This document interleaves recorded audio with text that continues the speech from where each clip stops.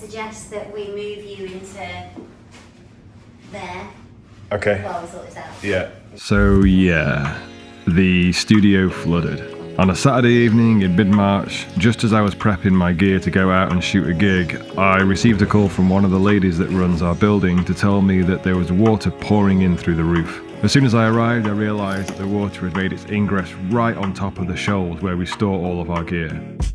Fortunately, there was a spare studio just across the corridor, so we moved everything across to there, cleaned up what we could, and just waited to let everything dry out.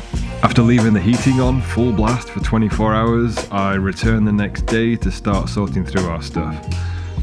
The business that used to rent this larger studio was still in the process of moving out, so the room was technically empty, but still full of stuff the previous tenant hadn't removed yet.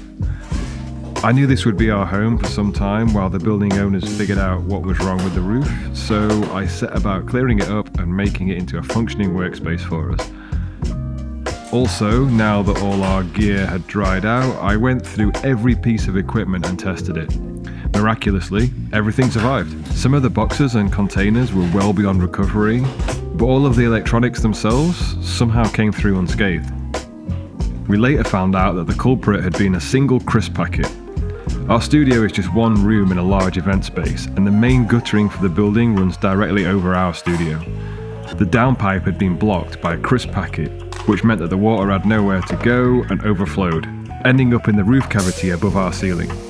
Obviously everything is insured, but going through the insurance process can take some considerable time and effort, so I'm super grateful and quite astounded that there was no lasting damage to any of our stuff. Also, now we have a little adventure spending a few weeks in an alternative studio. After all, it's nice to have a change of scenery every now and then. And no one died, which was nice.